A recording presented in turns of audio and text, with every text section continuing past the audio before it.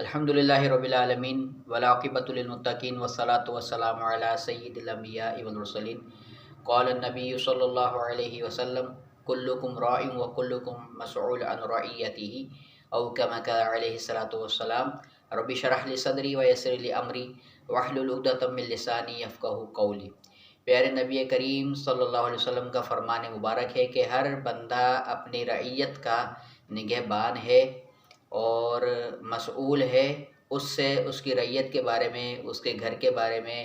اس کے خاندان کے بارے میں۔ اگر ملازمت کرتا ہے تو اس کے انڈر میں جتنے بھی ملازمین کام کرتے ہیں ان سب کے بارے میں اس سے ایک دن سوال کیا جائے گا۔ معزز سامعین و سامعات، آج کی جو ہماری ایک پوری سیریز کا ہم آغاز کر رہے ہیں، جس سیریز میں ہم بچوں کے اندر معاشرتی جو بیماریاں ہوتی ہیں یعنی کہ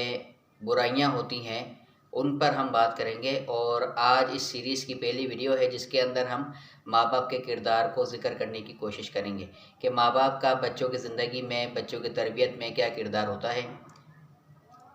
ویسے عمومی طور پر میری آبزرویشن میں اور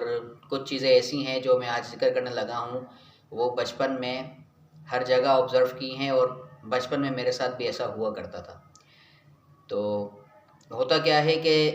فرض کریں آپ کے گھر پر کوئی مہمان آتا ہے،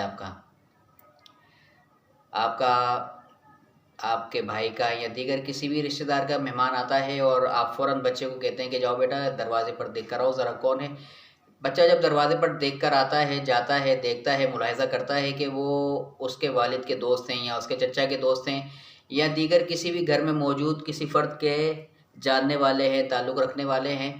تو جب وہ بچہ دروازے پر دیکھ کر گھر میں آ کر اطلاع دیتا ہے، والد کو دے، والدہ کو دے یا کسی اور قریبی رشتہ دار کو دے کہ بھئی فلاں دروازے پر جو ہے فلاں آپ کا جاننے والا، تعلق رکھنے والا آیا ہے یا فلاں چاچو آئے ہیں، وہ آپ سے ملنا چاہتے ہیں، تو ہمارا کیا رویہ ہوتا ہے بچے کے ساتھ؟ ہمارا رویہ یہی ہوتا ہے، ہم گھر میں ہونے کے باوجود بھی جو ہے وہ اس بچے سے کہہ دیتے ہیں کہ جاؤ ان انکل کو یا ان چاچو کو جا کے بولو کہ ابو گھر پر موجود نہیں ہیں۔ ناظرین کرام، سامعین، دیکھیں کہ کتنا بڑا ہم اپنے بچے کے ساتھ ظلم کر رہے ہیں۔ ہمارے ایک جاننے والے نے جب ان سے بات چیت ہوئی تو انہوں نے اپنے بچے کی جو ہے وہ یہ ہمیں بتایا کہ یہ میرا بچہ جو ہے وہ بہت نافرمان ہے اور یہ گالیاں بھی بکنے لگ گیا ہے۔ تو ہم نے ان سے کہا کہ جب یہ بچہ چھوٹا تھا تو آپ اس کے سامنے گالیاں بکتے تھے، پہلی بات، اور آپ کی گالیوں کو سننے کے باوجود پھر اس بچے کی جو ہے اتنی ہمت بڑھی کہ یہ بچہ گالیاں بکنے لگ گیا۔ دوسری بات یہ کہ جب بچہ چھوٹا ہوتا ہے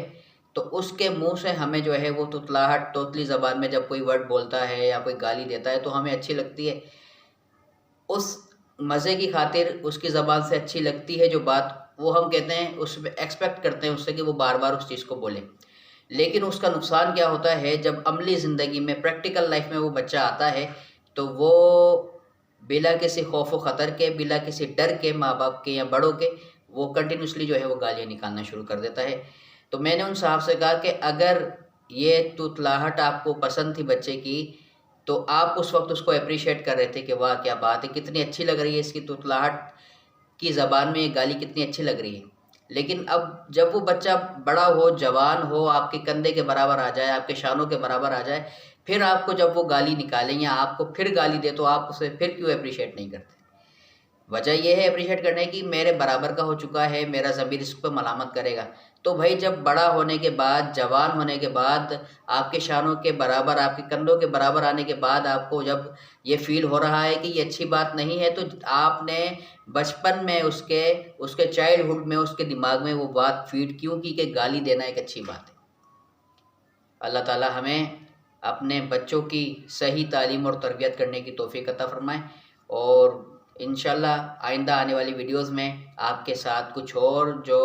اسباب ہوتے ہیں، وجوہات ہوتی ہیں، وہ انشاءاللہ آپ کے سامنے تفصیل کے ساتھ رکھیں گے۔ وآخر دعوانا ان الحمد للہ رب العالمین۔